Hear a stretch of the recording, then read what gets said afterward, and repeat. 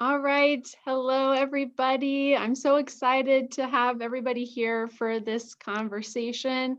I asked a few of my favorite music teacher people that I admire and respect to come and just share a little bit about how things have been going so far in this crazy school year. And thankfully, a lot of people agreed to come and chat with me. So thank you all for being here. I'm so excited just to hear how things have been going and really just have a chance to chat with you all and give you a chance to share how things are really going, in the real world. So my name, for anyone who doesn't know, is Elizabeth Caldwell, and I am a K-6 general music teacher in Connecticut. And this school year so far, we have been in a hybrid system where the elementary kids they have the option of either being fully online or being in person, where the elementary kids come 4 out of 5 days a week for in-person instruction, and we're spread out in cohorts, which means there are 2 cohorts in my normal music room, and we have the music, art, PE teachers on carts going around the building. But we're also, in order to avoid spreading too many germs with the entire school population, doing rotations. So we just see 2 grade levels at a time for 3 weeks, and then we switch. And so we are teaching in person with these smaller classes in alternative spaces. So I teach like in the gym and the library, or what used to be those places, and go in on a cart. And then I have the distance learners on Zoom at the same time to teach both, usually simultaneously. So that's the situation that I'm in right now. And so far, we're planning to continue that way. Um, so I'm going to turn it over to Aimee. And would you introduce yourself and then just tell us a little bit about what your teaching situation has been like so far? Sure. So I'm Aimee Curtis Pfitzner. I live just outside of Charlotte, North Carolina. I teach in an independent school, aka private school. So my situation's a little different than most people, and most everybody around me. All the schools around me are county schools, and they're all closed. So they just, I think, just reopened like a week or 2 weeks ago Mm. to a hybrid plan where they have 3 different sections. And so they go to school. One group goes Monday, one group goes Tuesday, one group goes Wednesday.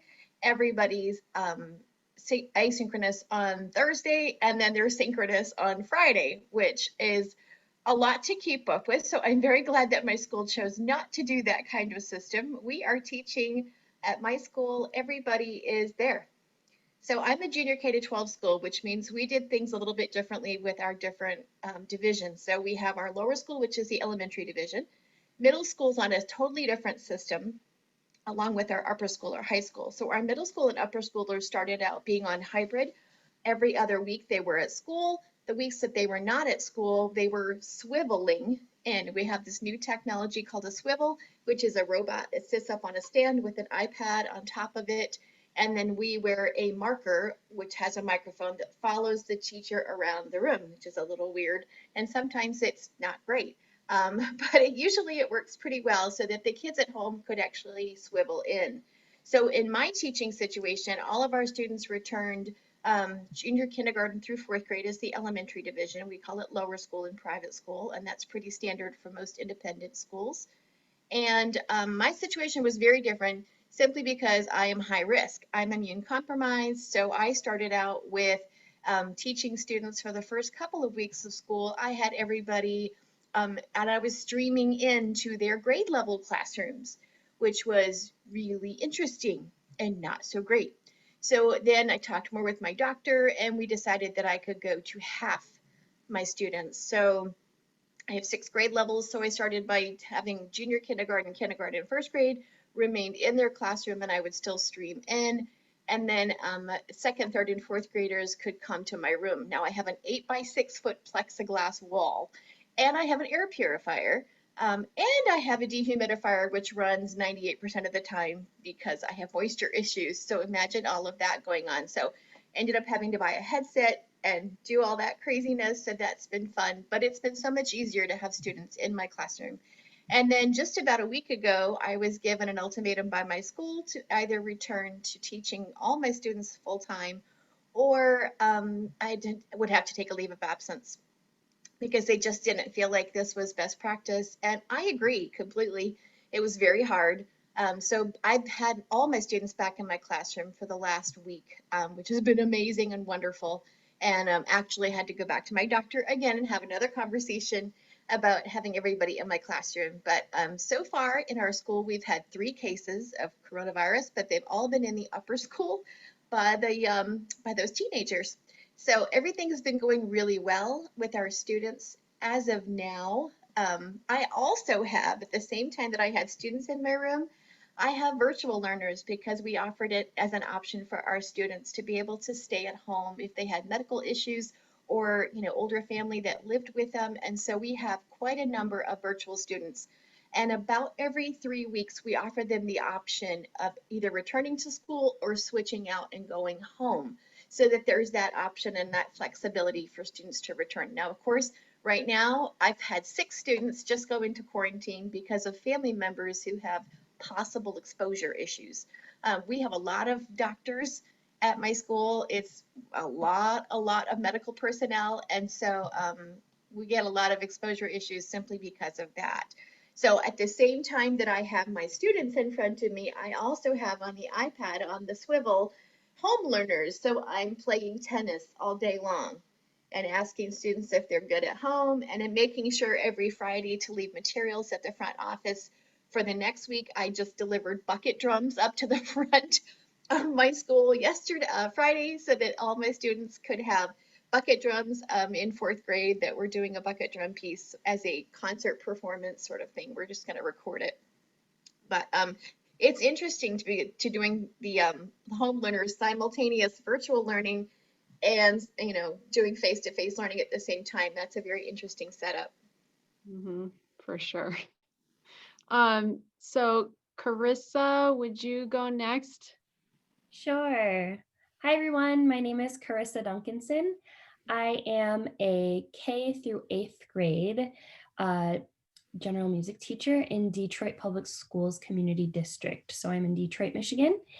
And wow, I mean, just listening to Elizabeth and Aimee's situations, it's like, wow, I don't know. I think my situation is crazy. And then I hear everyone else and I'm like, wow, we're all crazy. So it makes me feel normal. Ugh, okay. But my district offered immediately choice for parents and for this, well, not staff, for teachers, specifically teachers, if we would prefer to be in person or virtual. So across the board, my district is the biggest district in the state of Michigan, and we had probably over 80% of teachers and parents choose virtual, in spite of the high need of support and all of the things that the school provides. It was overwhelming, the number of parents and staff that chose virtual. So my building is still, the brick and mortar building provides face-to-face, but ultimately every child in the district is learning virtually because there just isn't enough support to teach the children who have chosen to come in. There's just not enough teachers. So every child is on a device and every staff member is on a device. And the teachers who are in person are teaching the children who are there, and they have a computer and we don't have a swivel, that's fancy, but we just have a screen and teachers are doing their best. I teach 50-minute chunks. I'm teaching my normal schedule. It's wild. I mean, I'm doing nap time with my K1-2s because they deserve it. We sing a lullaby for like 10 minutes. And I sing a lullaby for 10 minutes, let them sleep. So that's kind of my situation. Another unique thing about me is I switched districts in the summer. And so these children are all new to me. And so thankfully, and I honestly, I'm overwhelmed every time I come to this realization. My students have been so welcoming and open-armed. My particular building hasn't had music in years. And so they have just embraced me.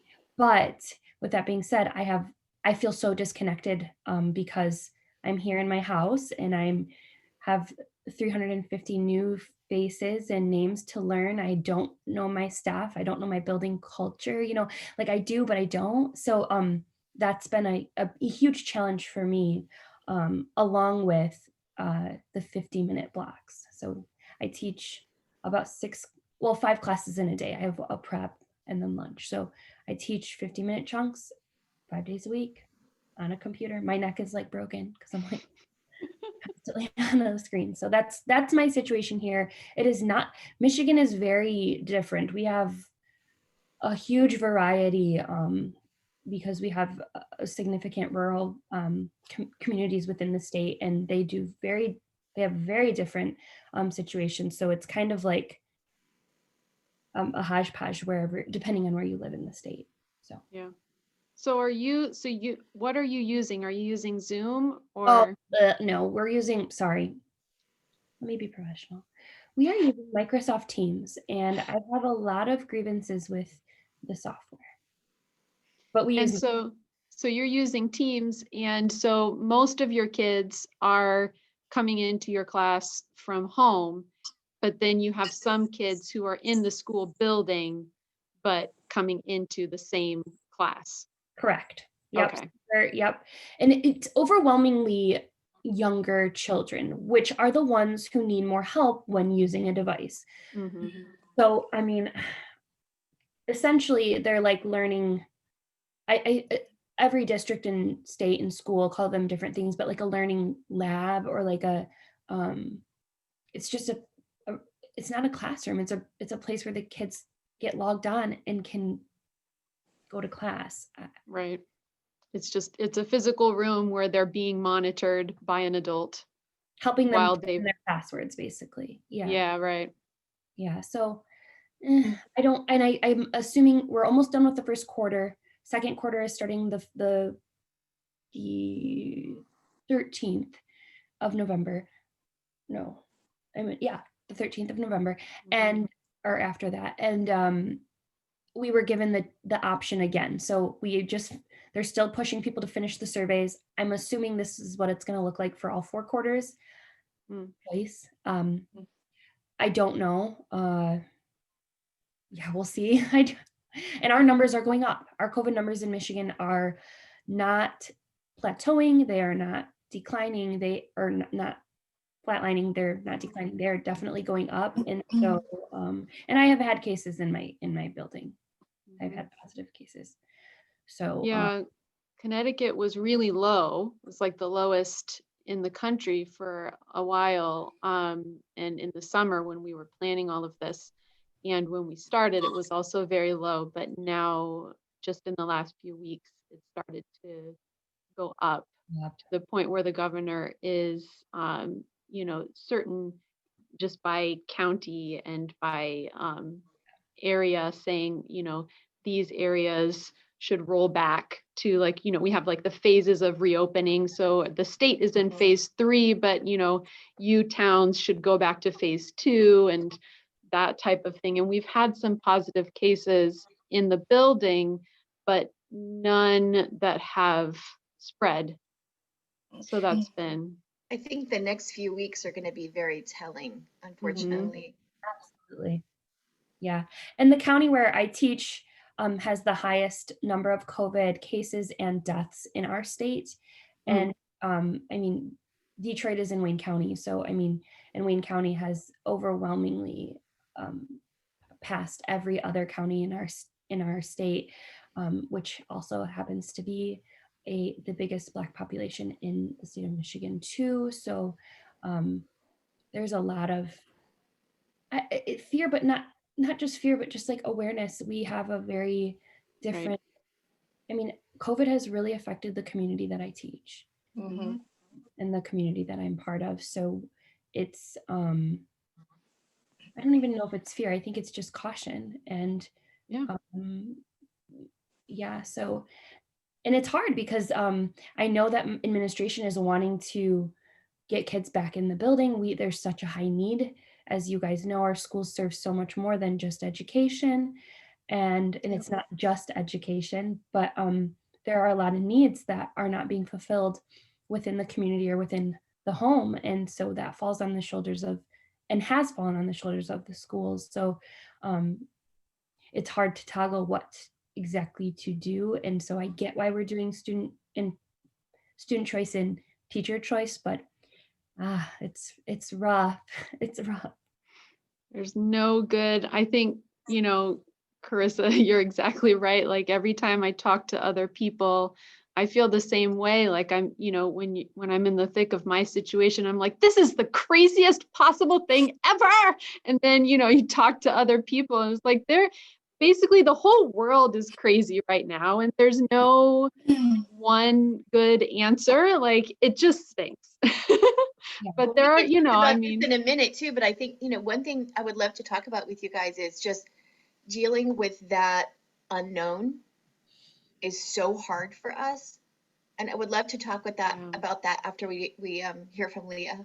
Yeah, that's a great point. All right, Leah, go ahead. Hi, I'm Leah Riggs, and I teach outside of Seattle, a ferry ride away from Seattle in Bremerton, Washington. We have been completely asynchronous teaching since March.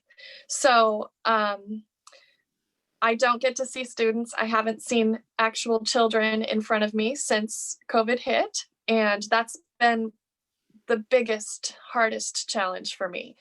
So we use the Google suite of products. I push out a week's worth of lessons on Friday for the following week. Friday afternoon is our quote unquote due date.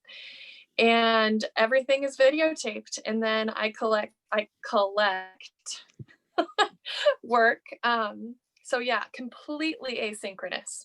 There is no interaction between me and children. Apparently, we may be starting in person hybrid kind of situation in November with just K1, but music and PE will not be teaching, will continue to be asynchronous. I'm at home making my videos because my room is opposite of our daycare program and it's just too loud in my room to videotape. So I've been at home doing this since March. When kids go back, I can't do that anymore because I have to take temperatures twice a day when kids come in. So I'll have to be in the building and then going home and videotaping. So that's going to be super, super interesting and a lot more. I mean, you guys know this is so much work. The amount of time it takes to make the videos, edit the videos, uploading takes forever. I never thought anything about that until this, but that is the most frustrating part. It's like hours later for a 5-minute video to be uploaded. I've provided all my own equipment. The district hasn't provided us anything but a Chromebook, and that just didn't cut it last spring. So I purchased a really expensive computer because I had to keep my sanity. Like you were saying earlier, Elizabeth, I just had to get something that was going to make me feel good about what I was doing and not be so frustrated at the technology crashing and not working. And yeah, so that's my situation, completely asynchronous. And it doesn't look like that's going to change anytime soon. Are you giving any kind of grades or anything on report cards? Apparently we're going to give a participation grade. And the district is regretting that they put that out because parents are flipped out about it. I only have about a third of the school honestly participating on a consistent basis every week. So the majority of kids are not accessing content for music and PE, and parents are upset that their kids aren't going to get a bad participation grade. So apparently there's a lot of pushback with that. Are the grade level teachers asynchronous, or do they have live teaching? They have to push out content that is asynchronous, but then they also have meets with kids. You're not allowed to have them. Mm-hmm. So it's just not an option.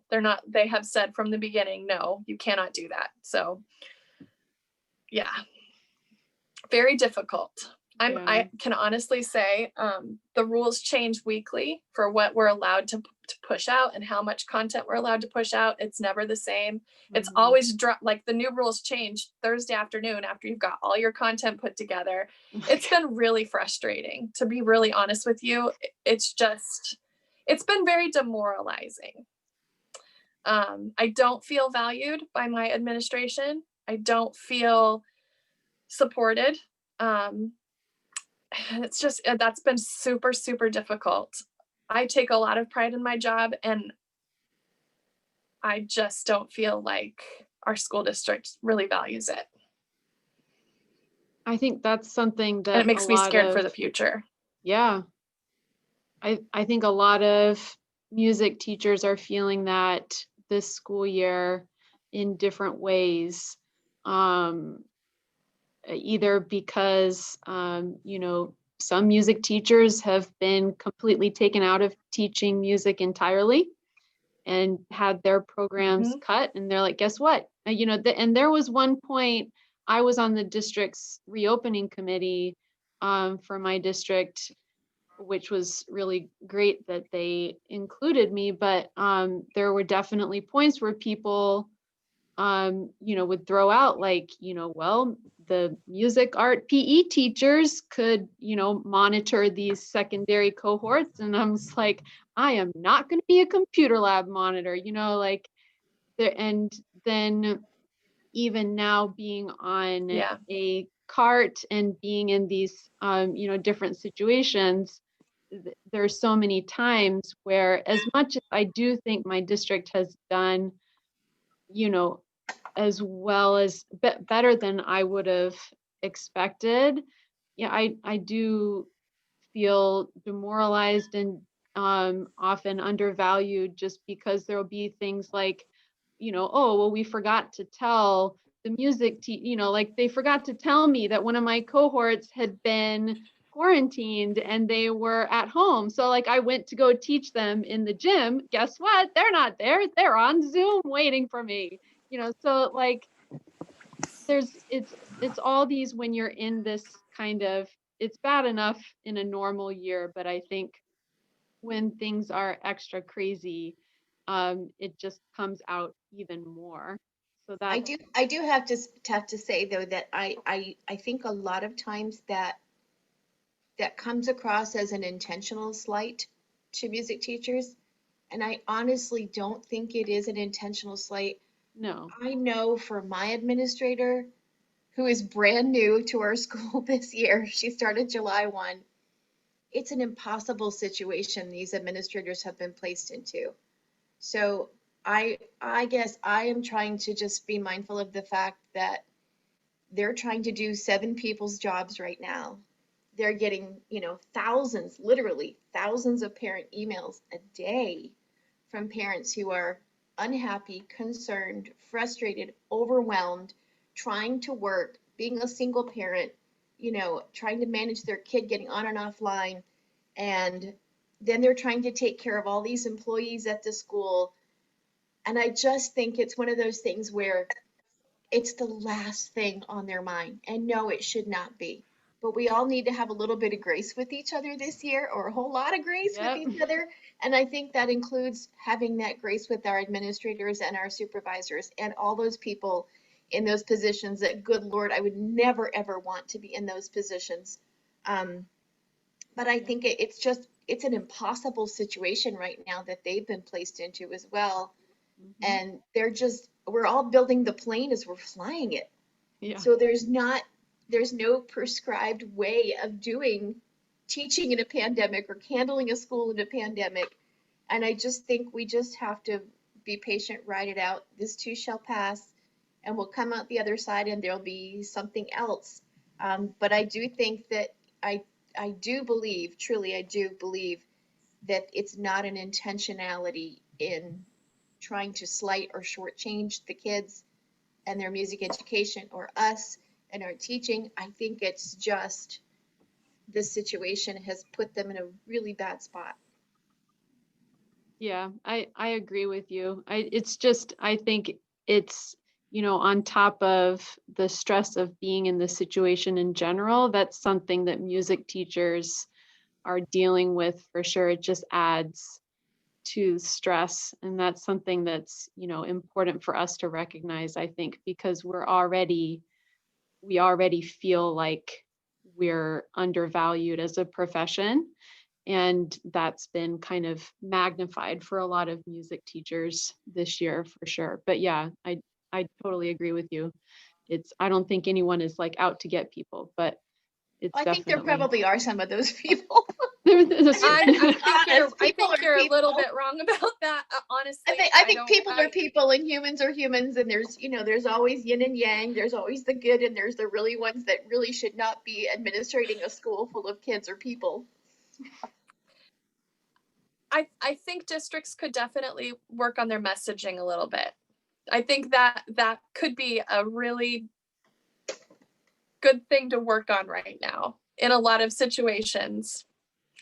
Their messaging is not, they could be, let me just say, my district in particular could do a much better job messaging all parts of the community, their teachers, their students, their parents.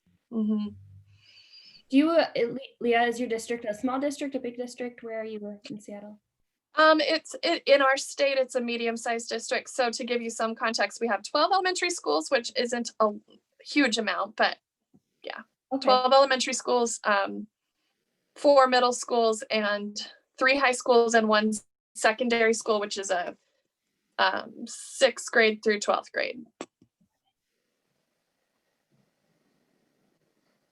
So Aimee, you raised a good point that's kind of related to this whole topic of just dealing with, feeling undervalued and things like that. But also I think it's a major stressor dealing with the unknown and just the uncertainty of, like, will we have students in the building in, a week from now? We don't know. Yeah. Kind of situation. So yeah, how has that been? Aimee, do you want to start? Yeah, I think, it's hard because like I look at our schedule at our school, which has already changed 3 times. And at the beginning it was crazy because we were seeing kids. Usually I see kids about once every 4 days. We have a 4-day rotation. I was seeing them once every 3, which pretty much doubled what I normally see kids. And then it was just so much, and everybody complained, and they changed the schedule. So it's much more manageable now, which is great because I actually ended up with time to like prep.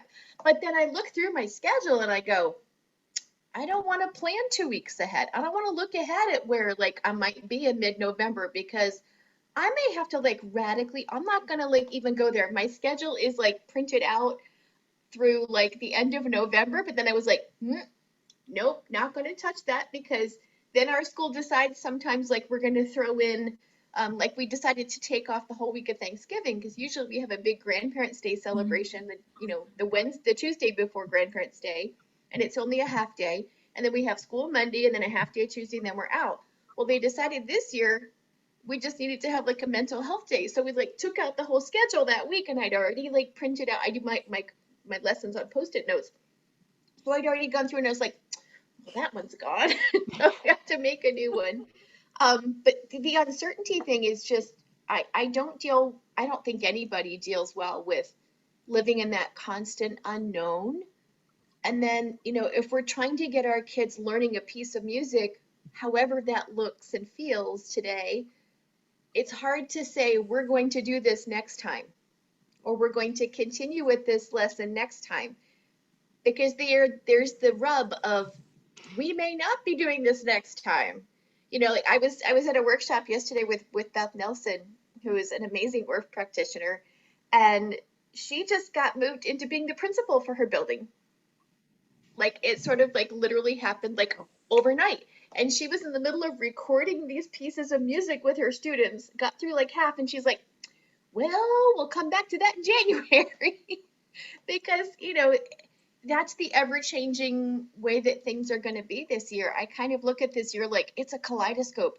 It's just constantly going to be shifting and moving and changing, and we just have to roll with it. But that's really hard for so many people. I think all of us are nodding our heads like it's just hard for people to be constantly shifting what we're doing, where we're doing it, and how we're doing it.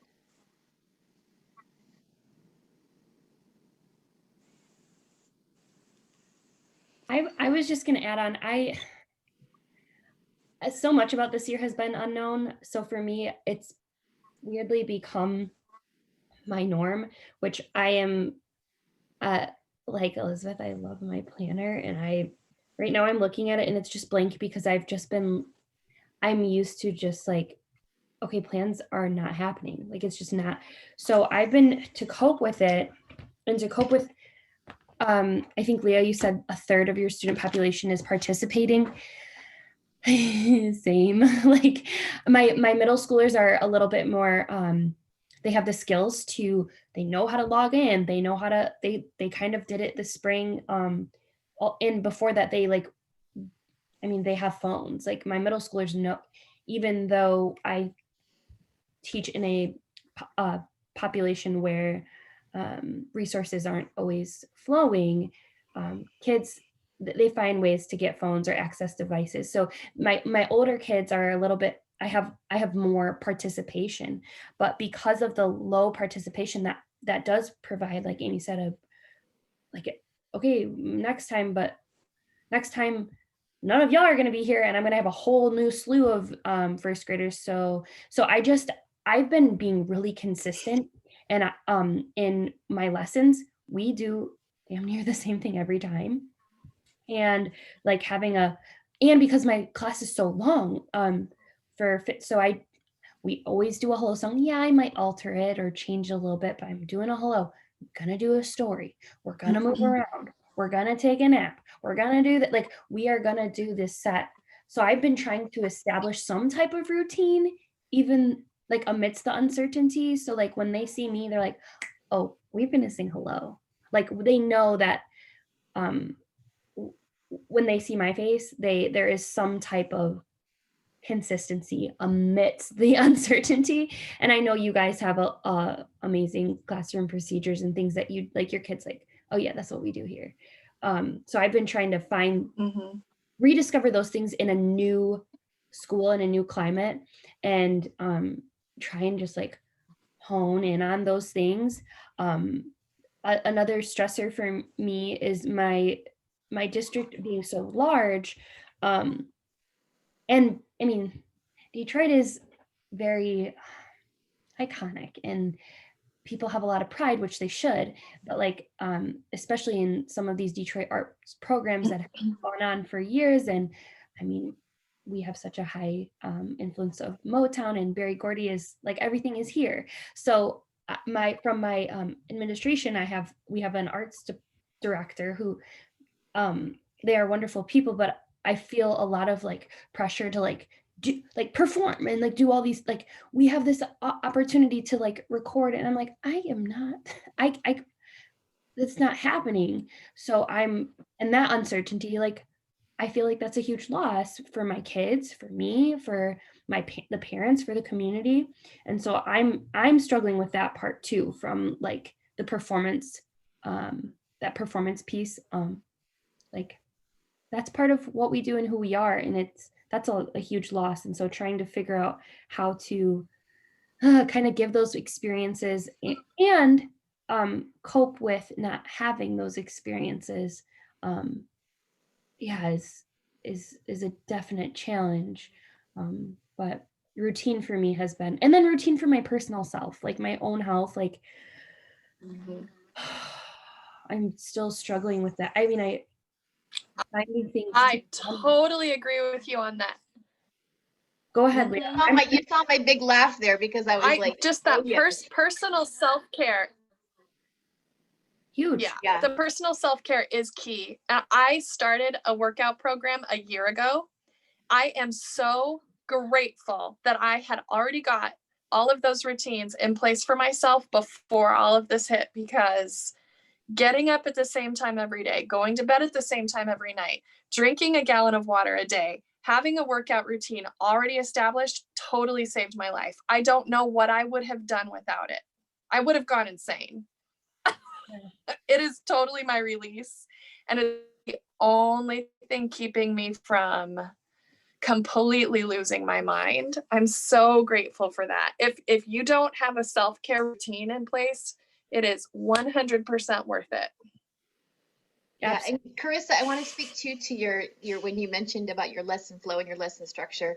That is something that I think this year is ever more important than any other year, because it offers the kids that predictability, that something is the same, that there's that thing that happens that teacher does first, and then we know there's going to be this, and then we know that, and it offers them some sort of structure in this time of like consistent chaos. It's safety, right? It's a chance for them, like, that predictability is so, it's healthy for their their hearts, their minds, their sanity. They need it. Yes, desperately. And I think especially, and I think we need it as humans too, but our little humans need that far more, that predictability of, and I think too, when you're recording videos and things, I know a lot of teachers love to like go out and grab this virtual classroom and this virtual classroom and this video. But if they're not seeing your face and they're not developing a relationship with who you are as the music teacher, I think that's a huge loss for them. I know it takes more time. I get it. I hear that. But I think there's something really wonderful about them seeing that person on the screen, that's my music teacher, and that's what she looks like without a mask on. From here down, this is what she looks like. And having them be able to see you sing and model that, what that looks like mechanically. But I think just them having some sort of predictability of, this is the person that's delivering me this content, is so valuable right now. Yeah, I had the same thing. My struggle, I actually started doing like consistent openers at the beginning of class because of Leah. I've always had an end of class routine, but Leah was the one who was always talking about how she would do like these things, same thing at the beginning of class. And I think asked me years ago, like, so what do you do to start your class the same way every time? I'm like, I don't. So I started and I love it. But with kindergarten, I've always done a song at the beginning of class, and we all stand in the circle and it's like a thing, and it ends with you sitting down crisscross on the floor. Except this year we can't sing because we're in the building. And so I was really struggling with what to do. And so what I've ended up doing, my first rotation was with first and second grade, and I have kindergarten and self-contained special ed right now with our rotation. And one of my second graders towards the end of that first rotation asked, my first class is at 8:25, and they were still kind of finishing breakfast and whatever. And one of them said, could we stretch first? And I was like, sure. And it went so well that I was like, this is a good idea. So now every class we start with stretching, and the end of every class is like steady beat movement kind of thing, or sometimes we just do freeze dance instead, but some kind of movement thing. And it's been really, really good. And it's not the same as all of us singing together, but it is, and what I have found for sure is because everyone has to wear masks, I just completely underestimated how much less energy all of us have, especially those poor little 4-year-olds. Like, they cannot handle much, like usually with kindergarten, it's like, wear them out. But right now, like, by the end of we do any kind of movement activity, they're like literally falling over on their desk, they're like, "Ugh." So, the stretching and stuff has been really good. Also because like they have to stay in their little bubble all day. And so any chance to like get up and move a little bit, I've found has been really good. And now I've had them for 2 weeks now, and the little kindergartners just automatically start like we do the same stretching sequence every day, and they just know, and they're like, I'm doing it, it's not loud. I'm like, good job. Let me plug in my car. So I totally agree. That's been really helpful. And definitely something that's more needed now than ever. I agree. Yeah, especially where the kids are sitting for so much of the time. I find that if, the minute they come in my room, they're either on a spot or they're on a stool. If they're the older kids, they're on a stool. They're the littles, they sit on a spot. But we do a lot of just, moving in 360 degrees.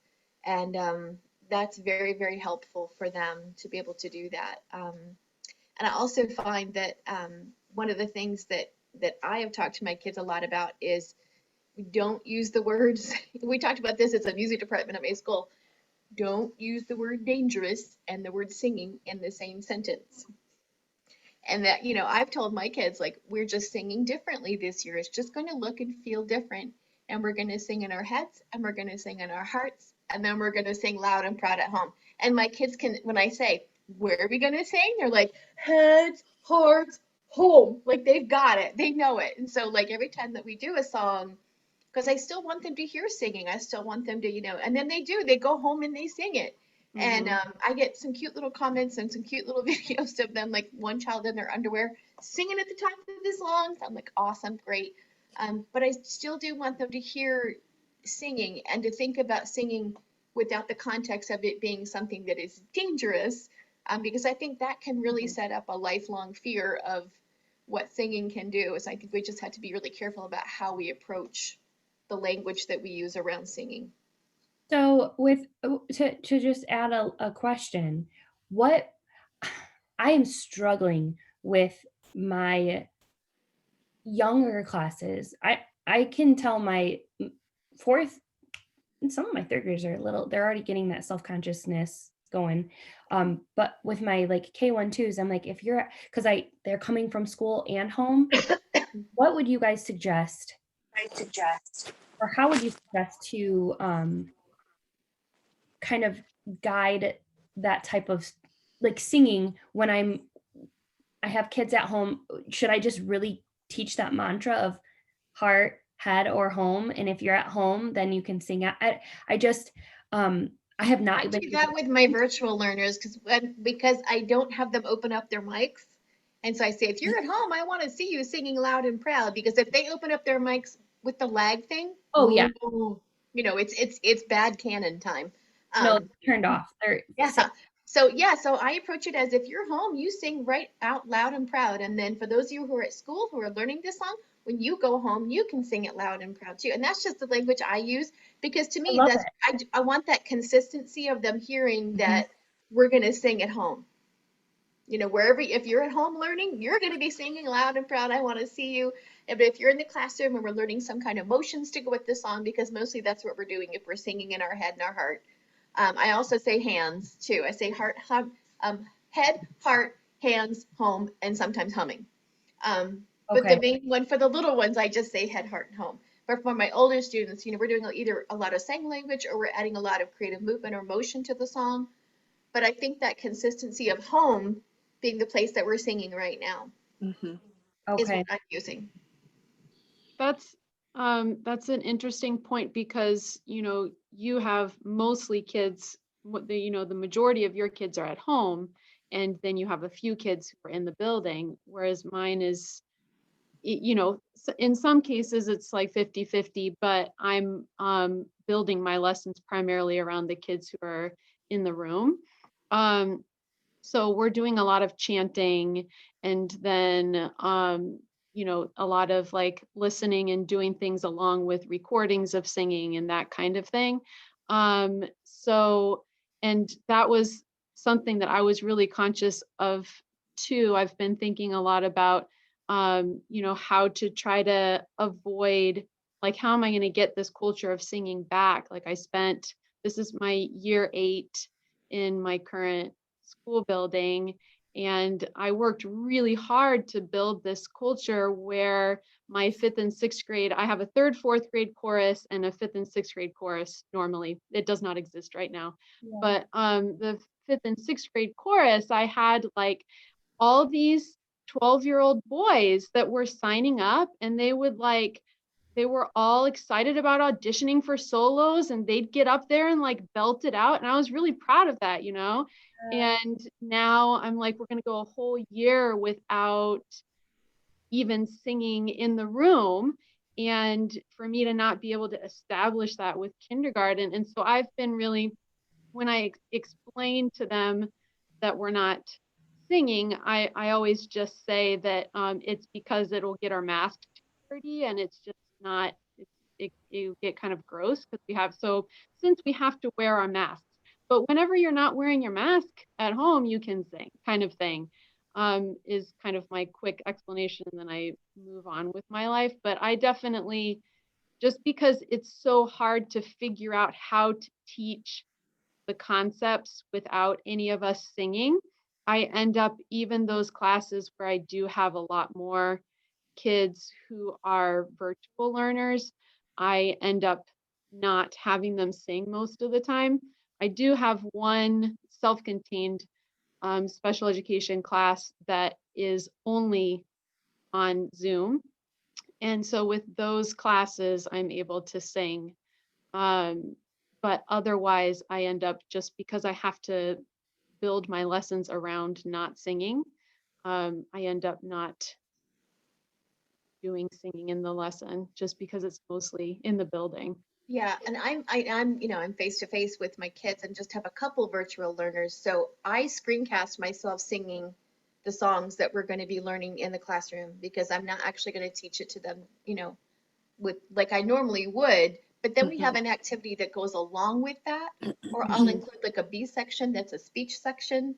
And then what I also do is I record the same song like on vocaroo.com, which is just a very easy online, vocaroo.com, no login, nothing needed. You just go record yourself, and then I can just play that, and they can do the actions to the first part, so that they're still hearing that singing, and they're still getting that concept of, this is a singing classroom. This is what we do. This is the main instrument we're going to use, is our singing voice. But then I'll combine it with something else, whether we're playing an instrument from our music pack and we're keeping the beat, or we're figuring out the rhythm of the song, or we're figuring out the dynamics of the song. But it's still very much, for me, very much song based in my classroom, even though they're singing in their head and their heart and their home.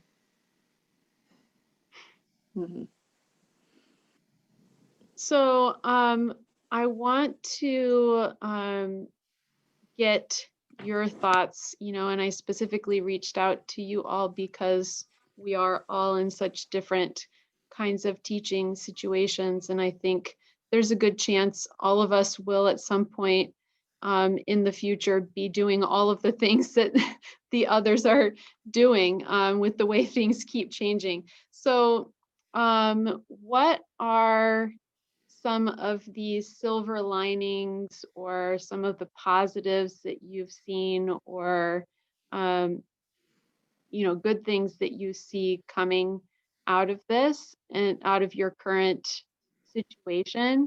And then what have been the biggest challenges? And we've already talked about some of those challenges, but for your specific situation, what would you say have been the hardest things for you?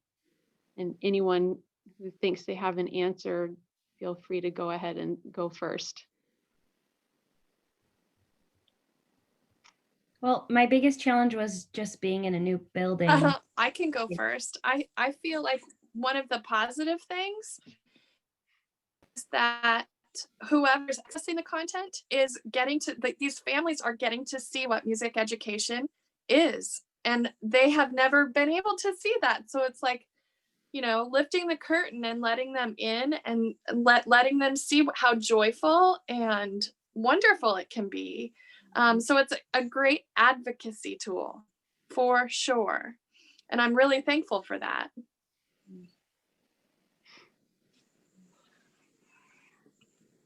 A big drawback, though, is not for my asynchronous is just not being able to see kids and not having the feedback.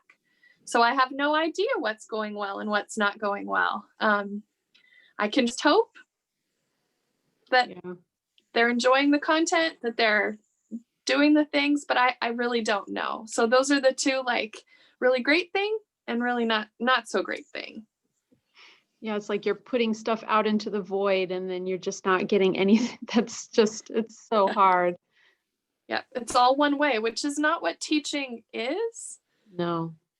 Teaching is reciprocal. So yeah. Particularly with music. I mean, particularly Yes. with music. I mean, we have that synergetic thing that happens when we make music with people in a community kind of atmosphere. There's this communal kind of magic that happens, and to not get that, it's got to be so difficult. Yeah. Carissa, you were starting to say something too. What were you going to say?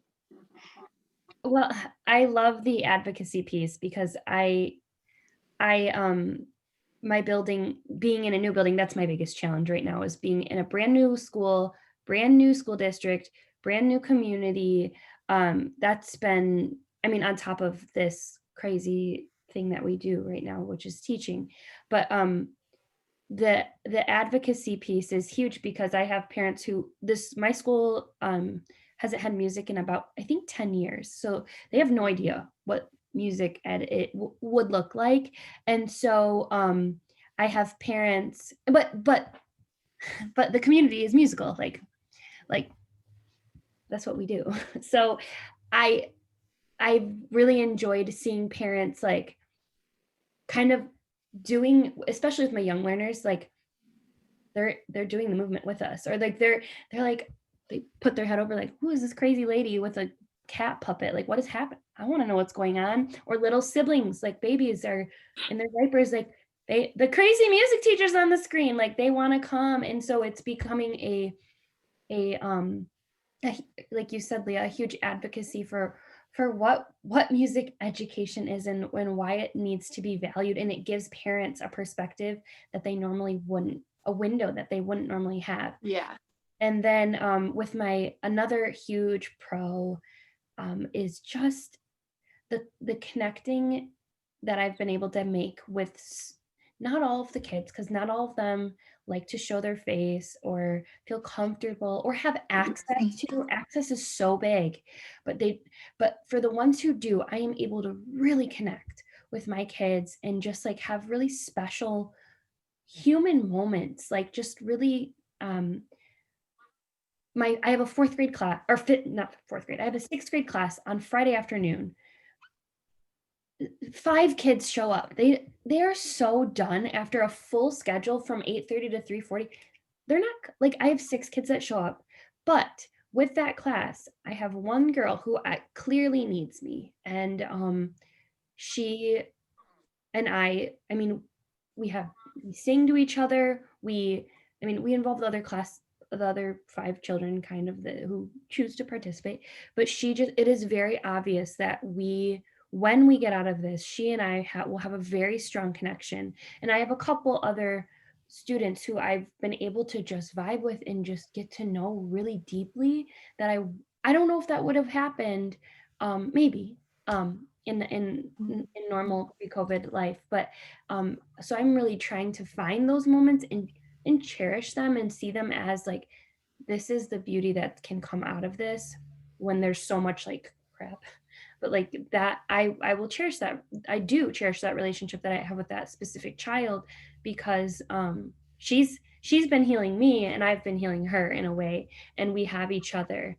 And so that's another really positive thing that has come out of this really bizarre, strange, never predicted place that we're in right now. I would have to tag along with that too. And my virtual learners who are at home, I have one that comes on 10 minutes early. I only have 10 minutes between my class. And so we use WebEx, That's which really beautiful. WebEx I is love just that. the worst thing out there. I can't stand WebEx at all. But he comes on 10 minutes early, and right just as my other class is ending, and I'm like, hang on, we're gonna chat. I just have to get these guys out the door. And then I'm going around cleaning because I have to clean off all the stools. I go around and he and I chat. And we just have this like huge chat time. And I know like I'm gonna talk to Mazen at 1:50. Every time that we have music, I have to leave my WebEx open because he's gonna come on and he's gonna talk my ear off. And he was showing me his Coca-Cola Tic Tacs the other day, and he's putting it like up to the screen so I can see that the Tic Tac has the Coca-Cola imprint. And he's like, and they're really good, and you should get some. He's like, hey mom, can we get Mrs. And he's like, can we get Mrs. Pfitzner some Coca-Cola Tic Tacs? But he and I, like, we've developed this really loving, sweet friendship. I don't think I would have been able to do that because I can't just like have 10 minutes of chat time with him at the end of class. And he so desperately wants that. And he's also a cellist and just a really amazing little musician. And he wears this fedora every time he comes to school or to class. He's got a fedora on. So he's just a little cool little fourth grader.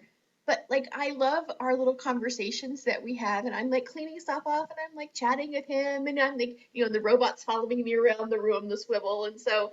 But I love that part of it. I wish I could have that kind of conversation with every student. But I have to, I'm really having to stay so far away from my kids and stay behind my plexiglass, and I feel like I'm missing some of those, like, hey, I'm going to Florida this weekend, or hey, and like I miss that because I like say goodbye to them and they're out the door and I can't get close to them because of my issues, my health issues. So that for me is a huge frustration. Just I feel so distant from my kids, even though they're there with me teaching behind the plexiglass. And I have some little junior Kers who are just terrified of my plexiglass. But I just tell them it's my magic mirror. And sometimes that works and sometimes that does not work. But it's all those different things, but you just hold on to those little moments where you get that child connecting with you and you're just like, it's just like it just makes my heart so happy when I can make those little connection points with the kids and just, I find a terrific joy in that. Yeah, boy, I mean, we all get into, I think especially elementary, but all of us teachers get into it for the human aspect of it. So that's always, I think, what we miss the most and what we treasure the most.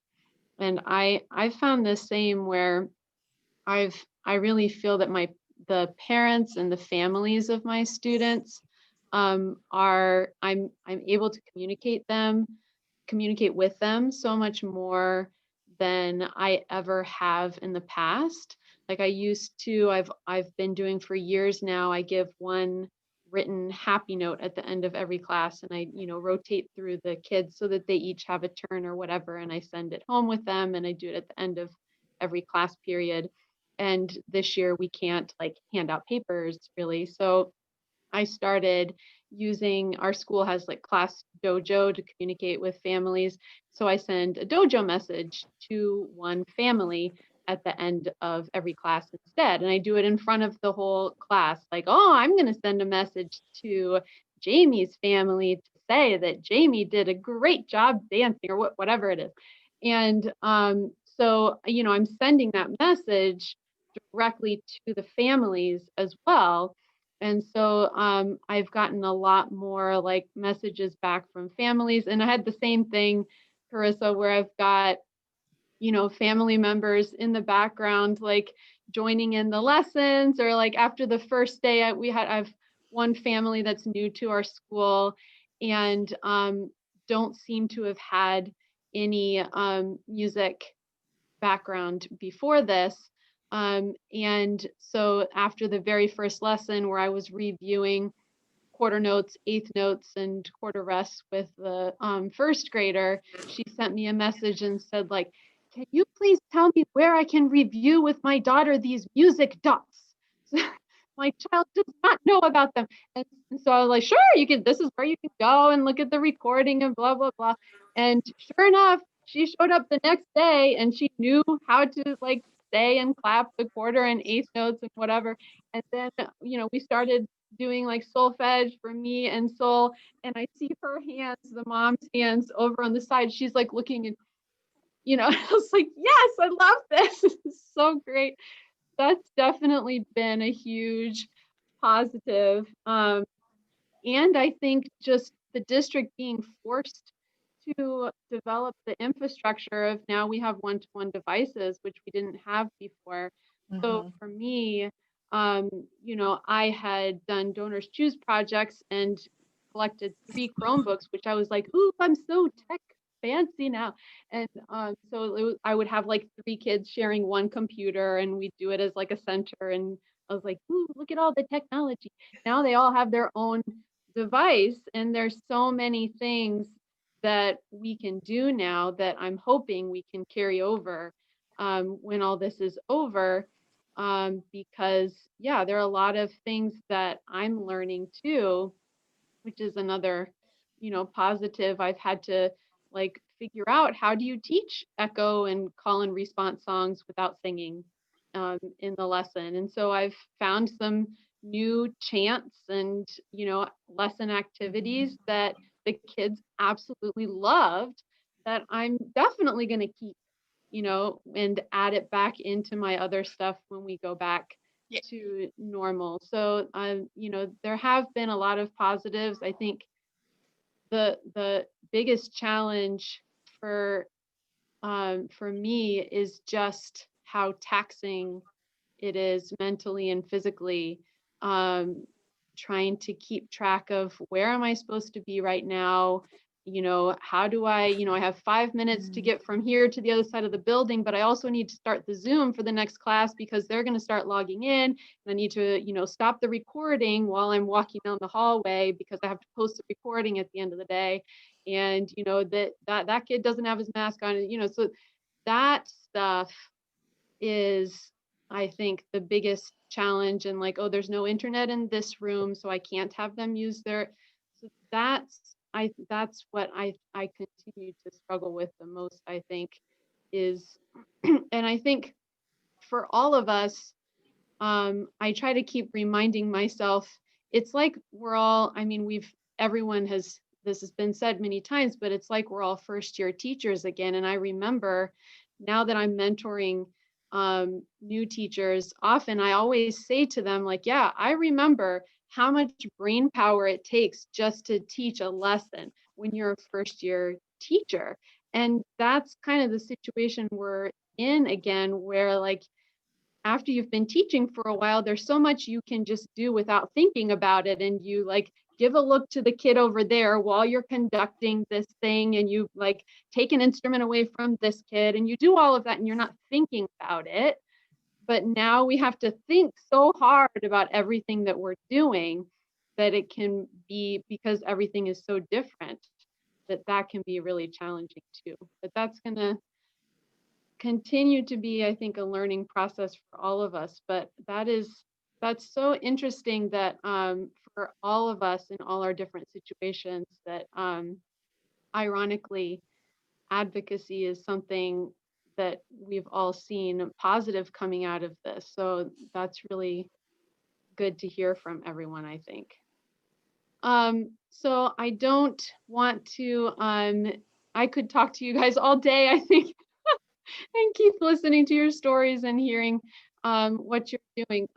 But before we finish up, I want everyone who watches this to be able to have a way to find you if they want to talk to you and ask you questions, because I know all of us are in such different situations. I want all of us to be able to talk to each other and say, like, how did you do that? Because that's so helpful right now. So Leah, can you tell everyone where people can find you? I'm a TPT seller, so I do have a page for that on Facebook, and that's Music in the Meadow Books. I'm a partner with somebody else. Her name is Anna Hanks. And then anyone can email me anytime too. musicinthemeadowbooks@gmail.com. Really easy. Thank you. Carissa, what about you? Sorry, I'm muted. I'm on all types of social media, including TikTok. You can find me at Music with Mrs. Dunk, D-U-N-C. And I love to connect with other teachers. And my website is musicwithmrsdunk.weebly.com. So I'm trying to blog, not the best at it. Trying. So that's where you can find me. And my email is the same, musicwithmrsdunk@gmail.com. Perfect. Thank you. Aimee? So I blog at www.orfortune@orf.com, and Facebook, I have a Facebook page, I have Insta page, and they're all slightly different, but you can find all that information at the blog. I also publish with Beaten Path Publications, and I'm also an editor with them, and so my books are available at singsmileplay.com. And my email is musicquilt@hotmail.com, just like it sounds, music quilt, because I'm also a quilter, at hotmail.com. And I also love to connect with other teachers, and so be happy to help anybody or talk or listen. Yeah, well, thank you all. Like I said, I admire all of you so much. I've learned so much from all of you, and seeing everything that you're doing with your kids, and appreciate so much what you do for the music education community as well. So thank you for taking the time to talk, and maybe let's do this once a week, okay? I really love. Or once a month, maybe. Every day. So thank you all for being here. It's great to be able to talk to all of you. And I'll look forward to connecting with all of you again sometime in the future. Thank you, Elizabeth. Thank you for the opportunity. Thank you, Elizabeth. Bye.